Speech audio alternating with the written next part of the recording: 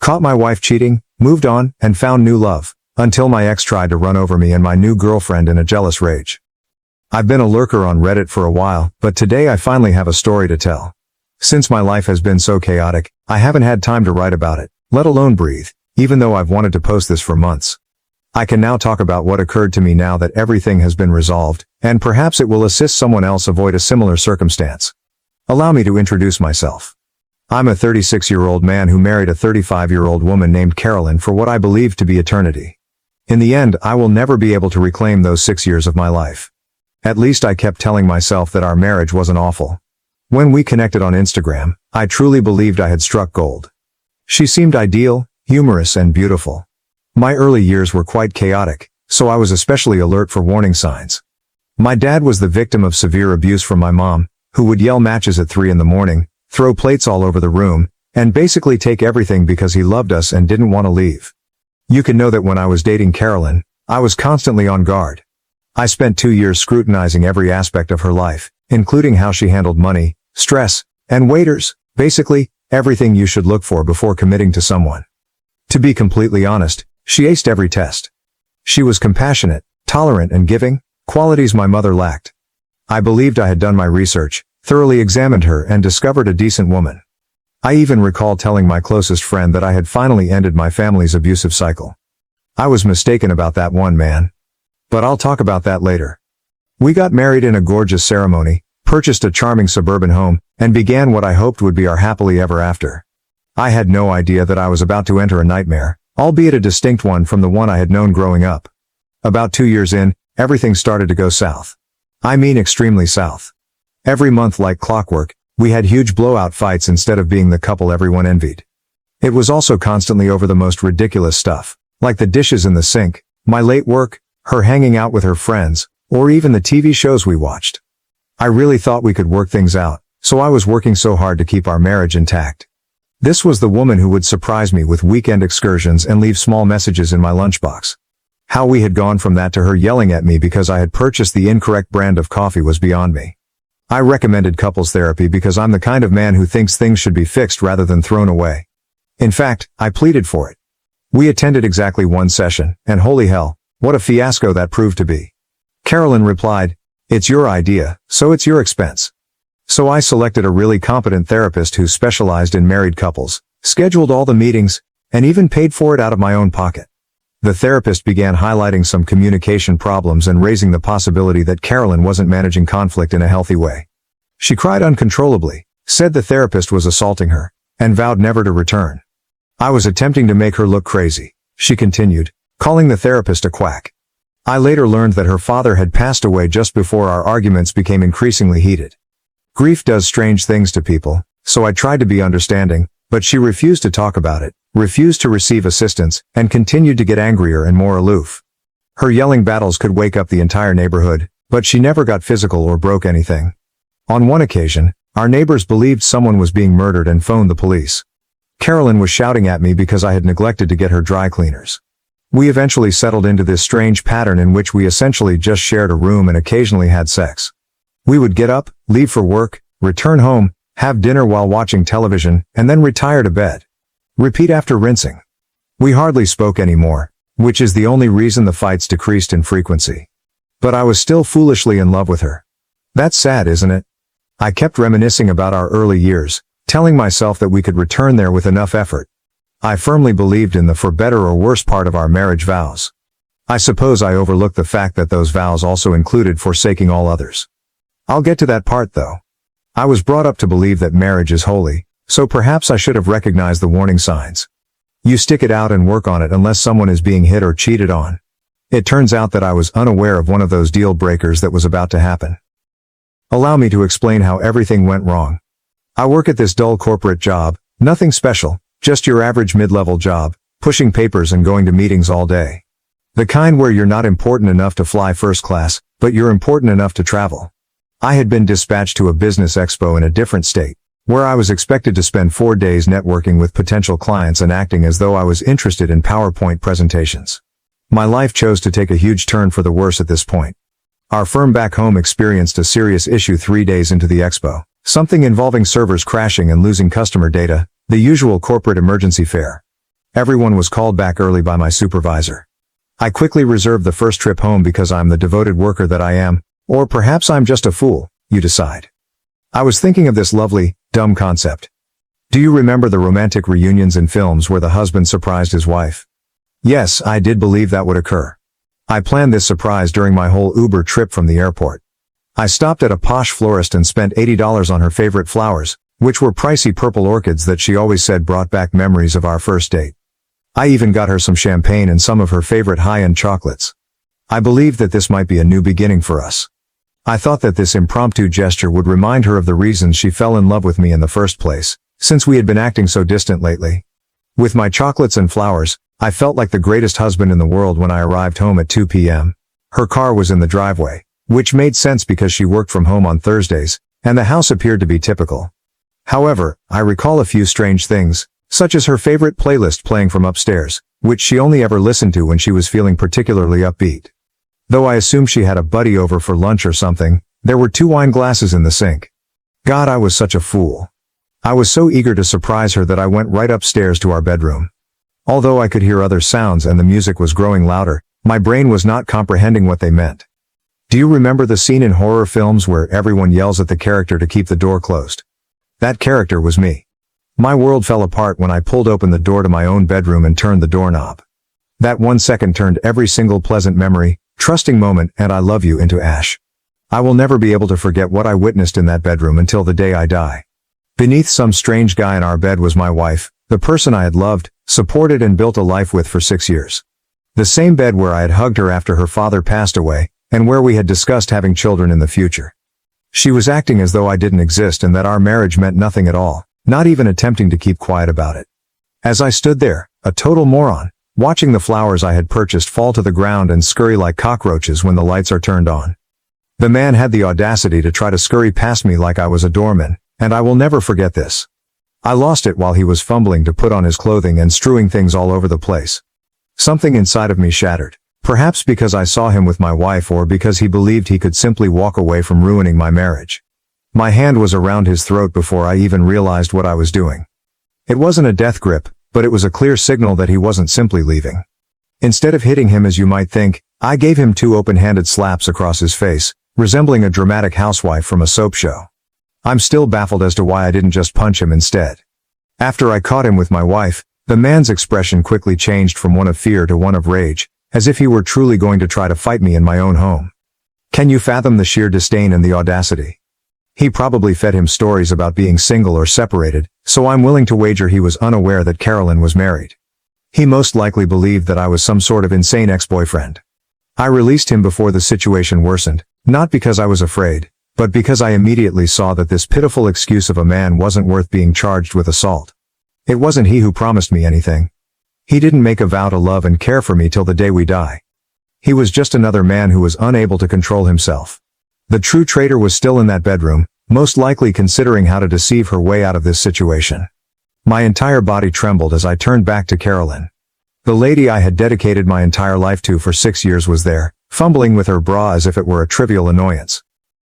The purple orchids I had purchased were all over the floor, most likely crushed beneath the man's running feet.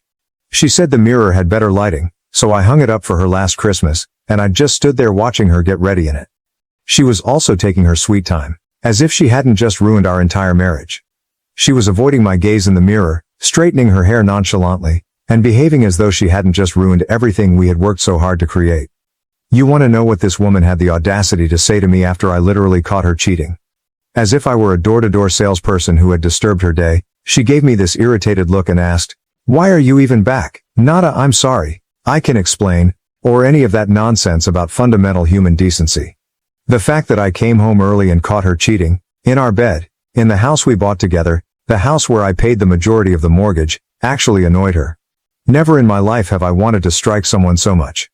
In reality, my hand was twitching as I recalled how satisfying it was to slap her affair partner, but I just stood there, immobilized, while she had the audacity to mutter under her breath, "You weren't supposed to be back," as if I were to blame for her early return home or that I should have called ahead to arrange a convenient time to catch her cheating. This woman's sheer outrageousness, 6 years of marriage, and this is what it meant to her. A small hiccup in her fun-filled afternoon. Do you realize what's truly broken? While all of this was going on, I could see our wedding picture on the nightstand. The same bedside table where she had placed the breakfast I had prepared for her the previous weekend. She had been telling me she was too tired for sex in the same room for the previous 3 months, but she obviously had plenty of energy for this stranger. Like a fool, I stood there thinking about all the late nights at work she had told me about, all the girls' nights out, and all the times she had mentioned going to see her mother. What was the duration of this? How many men had shared my bed with me? Carolyn was by no means finished talking, so I was about to find out. Then this woman, this nasty jerk, went totally crazy. As though I had just blown apart our marriage, she began yelling at me. "You weren't expected to return," she screamed, her face turning red and splotchy, just like when we fought. "You are to blame for this. You wouldn't have seen this if you had simply informed me that you were returning home." This woman would have earned an Olympic gold medal for her mental gymnastics. She even had the audacity to accuse me of being the one who discovered her infidelity. "But hold on, things will improve. You declined my request for an open relationship," she screamed, as if it somehow justified her actions. Yes, 6 months prior, she had asked me once in a drunken chat, and I had declined since I was a monogamist. Apparently, that meant she should do it anyhow, in her deranged thinking. "I have necessities," she continued to rant, as if I were a monster for asking my wife to be obedient. She attempted to cheat on me *nicely*, which is really insane. "I tried to do things without hurting you." How thoughtful of her. Something broke inside of me. 6 years of devotion, trust and love were reduced to "I have needs." Every kiss, "I love you," and moment we spent together were all phony. My palm trembling with anger, I took 3 steps across the room. I lifted my fist and grabbed her by the collar of the shirt I had purchased for her birthday last month. She injured me, and I wanted to hurt her too. Anything that matched the agony ripping through my chest was what I wanted her to feel. However, I couldn't do it after seeing the dread in her eyes, real, authentic fear, despite the fact that she had just shattered everything I held dear and had shown me that our entire marriage was a sham. That's not me. I'm not going to be that man. I vowed never to put that expression on anyone's face, and my mom used to stare at my dad with the same terror. So with my hands still clenched but lowered, I moved back and released a go of her shirt. To let her feel even a small portion of my suffering, the dark side of me still wishes I'd given in to that anger. Not because she didn't deserve it, but because I deserved better than to become what I've always feared. I'm glad I didn't. There I was, standing in my own bedroom, looking at this stranger in my wife's face while surrounded by crushed purple flowers. This was how our 6-year marriage ended, with her accusing me of being the one who discovered her infidelity. Standing there now was the woman who used to kiss me goodbye every morning, accusing me of failing to phone ahead to arrange for my discovery of her affair. This woman changed identities faster than a TV station the moment I released her top. She was suddenly no longer afraid. No, in all of this, she was now the victim. "Really? You were going to hit me?" As I turned to leave, she yelled at my back. "This is the precise reason I no longer love you. You're not a man at all." She continued to speak, yelling every possible abuse as she followed me down the corridor. After 6 years of marriage, she was attempting to make me the antagonist in this tale. It was very convenient for her to go from shivering in terror to yelling abuse at the man she had just accused of hitting her. I didn't realize she wanted me to strike her until I spoke with my friend later that evening. "Do you think that's possible?" In order to transform herself from the unfaithful wife into the mistreated husband, she wanted me to lose my cool and give her something she could use against me. She most likely had it all figured out. She would cry about her violent husband, run to the police with a battered face, and take half of my belongings and my monthly alimony payments. I was being lured into domestic violence by the same woman who used to bring me soup when I was ill. In a weird way, the manipulation was almost impressive. I needed to leave that house. It practically smelled of treachery throughout the entire area. In our bedroom, on our linens, and in the air, their colognes and fragrances were blended together. The aroma of another guy had contaminated the same bed where I had comforted her during panic attacks. I took my keys and money and went for a drive. I found myself at my friend Mark's house. I'm grateful for Mark. After glancing at my face, he pulled out the whiskey. Mark understood precisely what I was getting into because he had already been divorced. He said it like it was. I had to get a lawyer as soon as possible. Here's the worst part though. Carolyn was working part-time at a boutique, essentially pretending to have a profession, while I was earning 6 figures. That meant I might have to pay this dishonest woman alimony in my state. Every month the same lady who had just slept with another man might deplete my finances. That's the weird thing about the legal system, even if you are the one who is cheated on, you still have to pay for it. However, Mark, being the astute jerk that he is, pointed out that adultery might alter the alimony figures. Keep a record of everything, he advised. Every email, text message, and receipt. Anything that would show she was cheating on you. In this program, there is finally some good news. Perhaps I won't have to pay for her affair partner's dates after all. My mind was still racing. I had been a contented husband and father organizing a surprise for my wife just that morning. I was now sitting in my friend's living room, searching for divorce attorneys on Google while attempting to keep my stomach from turning up whenever I thought about what I had just entered. I had no intention of attempting to mend our relationship in any way. I could be foolish enough to purchase pricey flowers for a wife who cheats, but I'm not foolish enough to overlook it. My phone started exploding when I was sitting at Mark's apartment, trying to take it all in. Carolyn allegedly made the decision to try to tear me down via text messaging because she couldn't control me in person. And holy, the things this woman sent me are unbelievable. Just last week, this woman texted me "I love you," with adorable little heart emojis. She was now providing me in-depth analyses that contrasted her affair partner's manhood with mine. In fact, she took the effort to explicitly describe in writing how much more effective he was in bed than I was. How I could never please her the way he could. How she had spent years pretending to be with me. Like she was writing a Yelp review for a lousy restaurant. She gave me an entire stinking novel detailing all of my sexual shortcomings, along with performance assessments and size measurements. After I caught her cheating in our own bed, she even had the audacity to tell me that her boyfriend had ruined her for other men, as if I would want her back. The best thing though. She was furious that I had destroyed her good thing. Do you think that's possible? As if I should have given them solitude or something, she was upset with me for interfering with her affair. She accused me of being selfish since I had ruined her chance at true happiness by returning home early without telling her. This woman was performing mental acrobatics that would have pleased Olympic judges. I'm glad Mark was there because he told me right away to take screenshots of everything. He kept shouting, "Document, document, document." And he was absolutely correct. I saw those tiny message bubbles begin to go away, one by one, not even a minute after she had finished her big tirade about her fantastic affair partner and my alleged flaws. I suppose she finally understood that when your husband earns 3 times as much as you do and a divorce is imminent, it might not be the best idea to write down your admission of infidelity. She resorted to using the same old slurs after erasing all the proof of her affair. She called me all the names in the book, but she made sure to keep her afternoon actions out of the conversation. The speed at which she shifted from boasting about her affair to acting as though it never happened was actually rather astounding.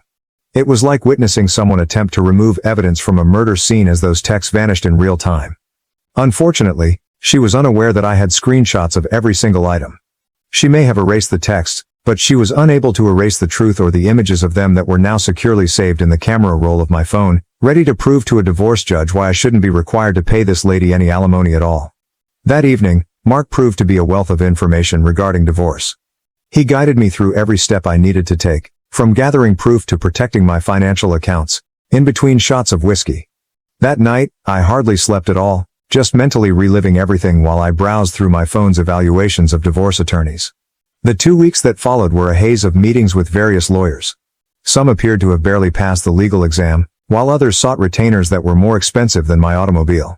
Finally, I came across Lucas, who didn't need me to sell a kidney to pay him and who seemed to genuinely care about my issue. Lucas really grinned when I showed him the screenshots of Carolyn's texting tantrum and the photos of the condition of our bedroom. Although he was pragmatic, he acknowledged that we had a strong case to reduce or possibly do away with alimony. He cautioned me that regardless of the reason for the dissolution of the marriage, judges in our state have a tendency to favor the lower-earning spouse. Nevertheless, he pledged to fight for me until the death. To be honest, the first positive development since this horror began was simply having someone knowledgeable and supportive in my corner. Serving Carolyn with divorce papers was the exciting part that followed. Are you curious about what this woman did? For 3 weeks, she avoided the server by altering her schedule, acting as though she wasn't home, and even having her mother inform the server that she had relocated to Florida. She had likely not exercised honestly for months when the server finally caught her leaving a yoga session.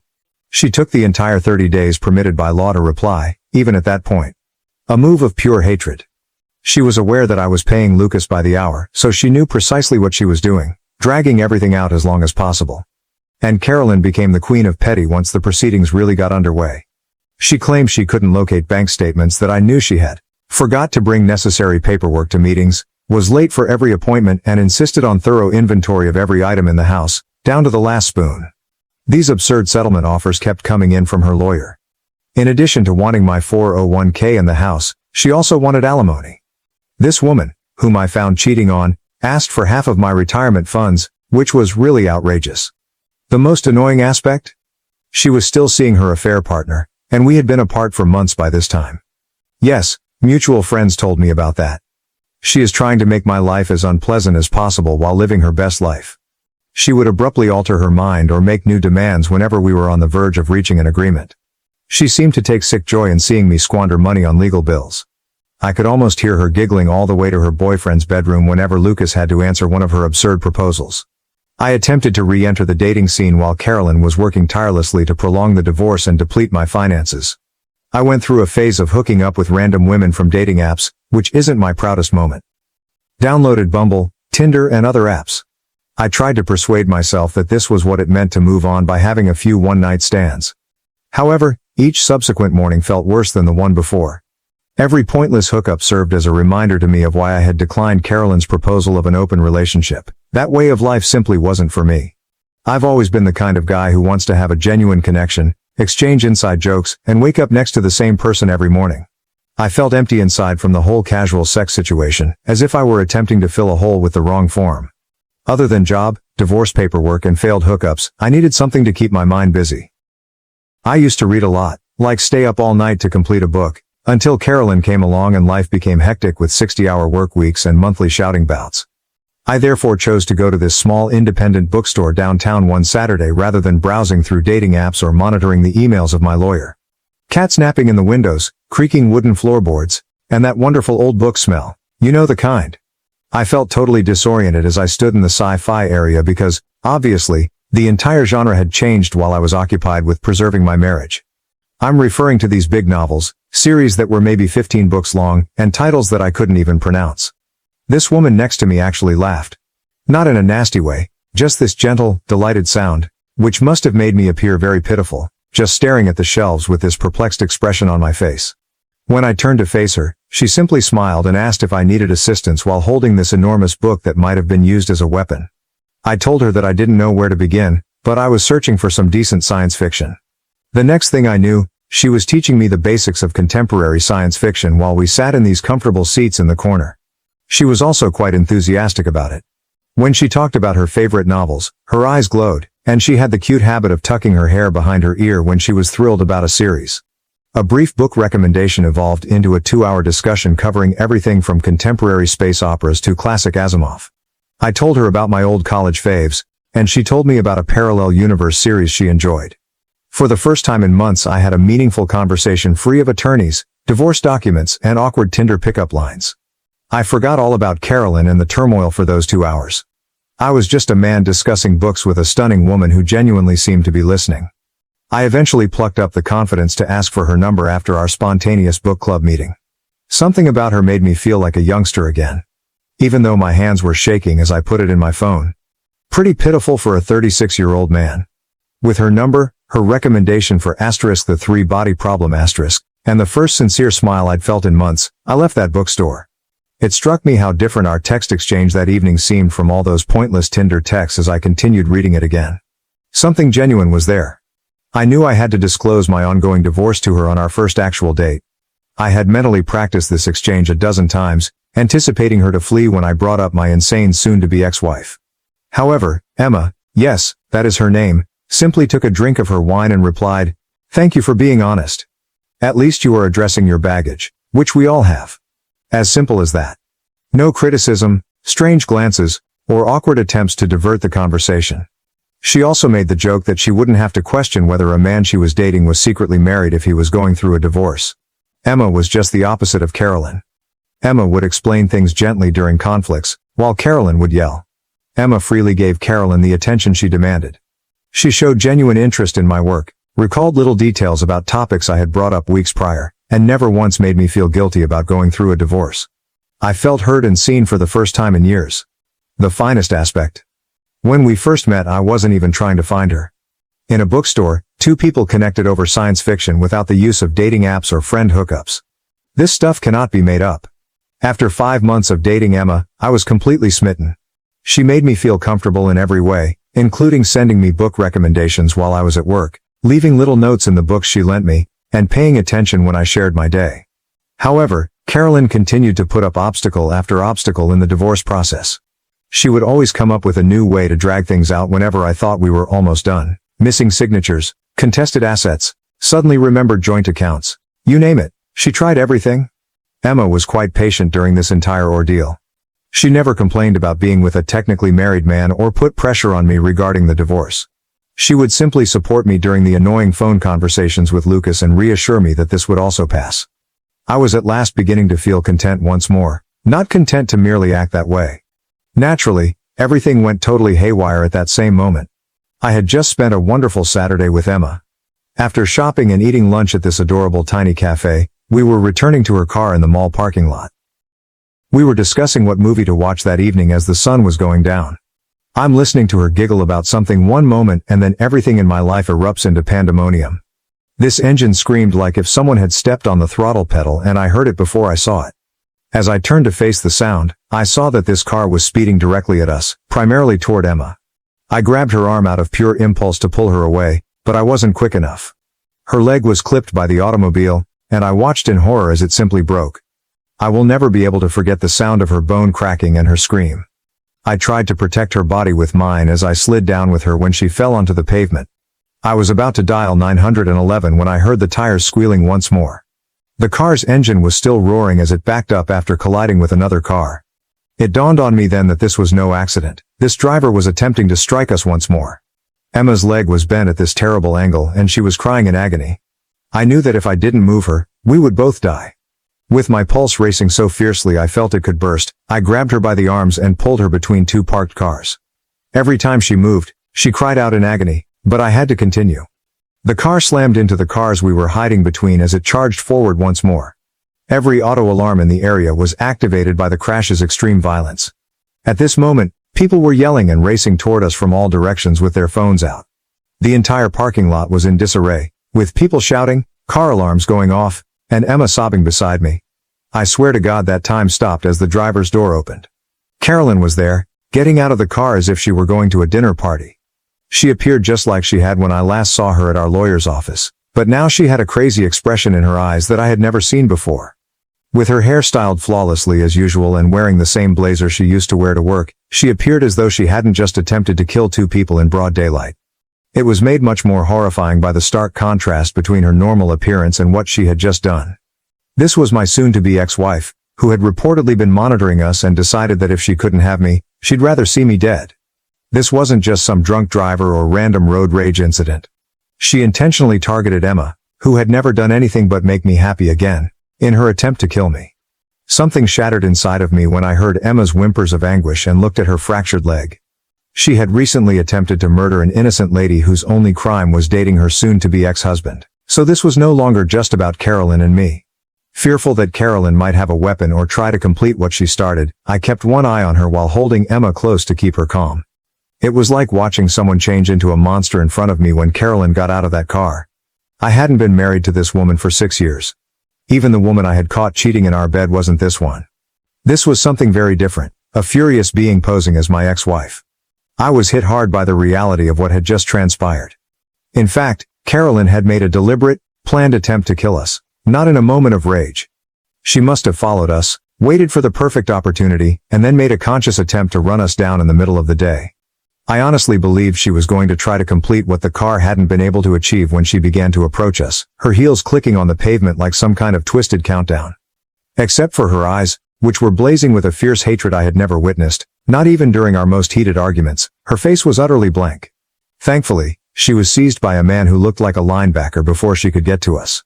Like some furious animal straining against a leash, she continued to try to push forward even after that. While I was attempting to calm Emma and examine her wounds, I couldn't take my eyes off Carolyn. This lady had slept next to me for 6 years, sat across from me at innumerable dinners, and discussed starting a family with me. Now she was here, having just attempted to kill my girlfriend and me in a mall parking lot. My head was spinning from the difference between those two versions of her. When someone you once loved enough to marry tries to kill you, how do you handle it? An ambulance arrived after the police, who were siren blaring. Emma was in excruciating pain as they loaded her into it, but she made an effort to grin at me to reassure me that she was all right. While the officers were handcuffing her, Carolyn lost all mental faculties. "It's only been a year, and you're already walking around with that asterisk," she screamed at the top of her lungs. Everyone around us recoiled at the sheer vitriol in her voice. In front of dozens of witnesses, she had just tried murder, and in her deranged mind, she somehow was the victim. That's when I realized how completely insane it all was. I genuinely walked in on this woman cheating on me in our bed with a male stranger. She was the one who violated our marriage vows, accused me of being the one who caught her, and, out of spite, prolonged our divorce. She is currently being detained for attempted murder while yelling about betrayal. Olympic-level mental gymnastics were displayed. She was acting as though I was the terrible guy for moving on after she ruined our marriage by infidelity. I felt as though I was in a distorted parallel universe as I stood there in that crowded parking lot, witnessing my ex-wife being crammed into the back of a police car while still yelling profanities and having my girlfriend's blood on my hands from where I attempted to assist her. My wife, who used to make me breakfast on Sundays and send me adorable texts while I was at work, recently attempted to kill 2 people in cold blood. What's the most absurd aspect? She really seemed to think she had a right to do it, as though I was the bad guy in this tale because I caught her cheating.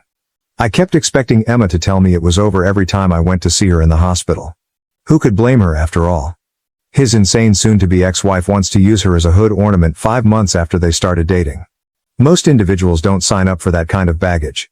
Because she had the misfortune of dating me, she had to endure months of physical treatment and had her leg in this enormous cast. When I informed her who the driver was, I was unable to look her in the eye. Instead, I just gazed at the hospital floor, waiting for the inevitable, "I can't do this anymore" reaction. "Well, at least we know she'll have plenty of time to work on her road rage in prison," Emma replied, just reaching for my hand. In fact, she joked about it. This woman was attempting to comfort me while she lay in a hospital bed with pins in her leg due to my ex-wife's attempted murder. She gave me a weird look when I asked her if she was certain she wanted to stay with me after everything. "Do you really believe that I will allow her to win? I'm going to walk again absolutely fine, and she's going to prison. I think I'm going to win this one." The office of the district attorney was obsessed with this case. It turns out that the entire event was captured in stunning high definition by many security cameras. The video was terrifying. Carolyn's automobile was the first to circle the parking lot, resembling a shark searching for food. She then parked and watched us for a bit. This, according to the DA, was important because it demonstrated premeditation. She didn't simply chance to see us and lose it. Instead, she tracked us, waited for the right opportunity, and made a conscious attempt to kill Emma. Before she shot it directly at us, they had video of her passing by our area at least 3 times. The security footage resembled a scene from a horror film. You could see how she waited until we were in the ideal position and then simply floored it as soon as she saw us. The first blow that shattered Emma's leg, Carolyn backing up for another attempt, and me pulling Emma between the cars were all captured on camera. According to the DA, it was one of the most obvious attempted murder cases she had ever seen. There is no place for justifications of heat of passion or transitory insanity. This was a cold-blooded, well-planned attempted murder that was captured on many cameras from various perspectives. The most bizarre aspect? Before attempting to kill us, she can be seen on the video inspecting her makeup in the rear-view mirror. She is not trying to commit double homicide. Rather, she is merely adjusting her lipstick as if she were going to a business meeting. This, according to the prosecutor, was another nail in her coffin because it demonstrated that she was fully conscious of and in charge of her actions. She wasn't a woman who lost her temper out of jealousy. Rather, she meticulously prepared to kill her ex-husband's new lover and meticulously applied cosmetics for her subsequent mugshot. Because, evidently, plotting to kill your ex's new girlfriend is more important than dividing up the china collection, the entire divorce process was put on hold. For months, I alternated between the courthouse, the hospital where Emma was recovering, and my job. Initially, my supervisor was kind, but I could tell his patience was running thin after I had to leave work for legal reasons 10 times. My ex-wife couldn't tolerate the fact that I moved on after she cheated, so I was living in the courthouse, burning through PTO like crazy, and spending hours with prosecutors. The trial itself was akin to witnessing a master lesson in the art of incarceration. Prosecutors have an ever-increasing mound of evidence. First, there were the security cameras, which showed Carolyn attempting to assassinate Emma from 6 distinct perspectives. The parade of witnesses followed, and it appeared like everyone in the parking lot had stayed to testify. This wasn't an accident, according to the stories of the soccer mom who witnessed the entire incident while carrying groceries, the teenager who captured it all on his phone, and the retired police officer who seized Carolyn before she could complete her task. This was an open-air murder attempt. Even though Emma's leg was still in a cast, she looked amazing on the stand. Without crying, she recounted her experience of seeing the automobile approaching, the agony of her leg breaking, and the fear of knowing Carolyn was returning for another attempt. I also had to testify, telling the jury about the threatening texts, the divorce drama, and how I discovered Carolyn cheating. Carolyn sat there the entire time, wiping tissues at her eyes and attempting to look regretful. The jurors saw through it all. The verdict found it guilty on all counts, including reckless endangerment, aggravated assault with a deadly weapon, and attempted murder. However, things became frustrating when the 12-year sentence was announced. She only has that. She was sentenced to 12 years for premeditated attempted murder, but if she behaved well, she may be released much sooner. Her entire, "I'm so sorry, I wasn't thinking clearly," charade was bought off by the judge. She sobbed as she described how she lost control and deeply regretted her actions. As I sit there, I consider how she looked at her makeup before attempting to murder us. I was given the following explanation by the prosecutors. First-time offender, no past record, expressed regret, etc. But really, 12 years? She made a cold-blooded attempt to kill 2 people. She planned it, tracked us, and if the bystander hadn't stopped her, she would have tried a 3rd time. Emma might have passed away. I might have perished. Additionally, if Carolyn behaves well in prison, she might be released in less than 10 years. You can try to kill someone in front of dozens of witnesses and still receive a shorter sentence than a man caught using drugs, which is only one of the peculiarities of the legal system.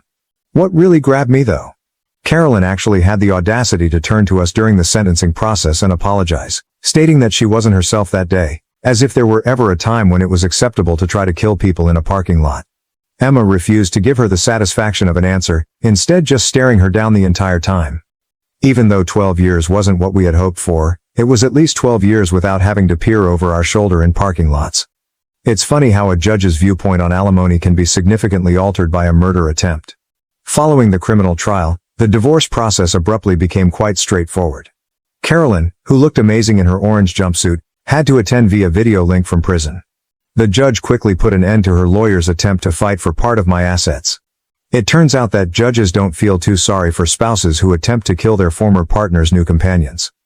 The court isn't in the business of rewarding attempted murderers with alimony, the judge actually stated, and I quote this. She received exactly everything she had before the marriage, her personal belongings, her clothing, and her jail commissary account. Her lawyer's expression was priceless as the judge turned down each and every one of their demands. No claim to the house, no alimony, no portion of my 401k, nothing. She ultimately played herself after spending months dragging out the divorce, making absurd requests, and postponing appointments. She may have gotten anything in the divorce if she hadn't tried to make Emma a speed bump. Rather, she received divorce papers that essentially stated, "You get nothing," and a prison cell. However, I was unable to remain in that flat. Too many memories of that guy walking in on her. They were always there when I walked through the bedroom door. Emma and I discovered this fantastic location nearer to the city center. In fact, it's far nicer than my last apartment, has a great view of the city and, most importantly, the bedroom isn't haunted by the ghost of my cheating ex-wife. Emma is now completely recovered. It's hardly noticeable that her leg was ever fractured. She quips that since it permanently got rid of my psychotic ex, getting struck by a car was completely worth it. Dark humor, but whatever gets you through nearly getting killed is better, isn't it?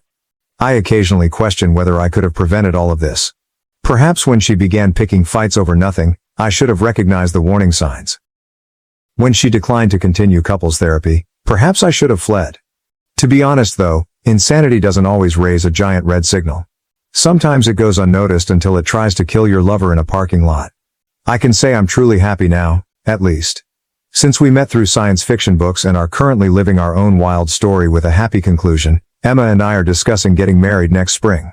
Carolyn will undoubtedly go eventually, but that is the purpose of restraining orders. In addition, Emma's father, who teaches firearms, ensured that we both obtained concealed carry licenses in case Carolyn decided to attempt for a second round after she leaves. Document everything, be on your watch, and maybe stay away from mall parking lots if you're going through a divorce or have strange ex-partners.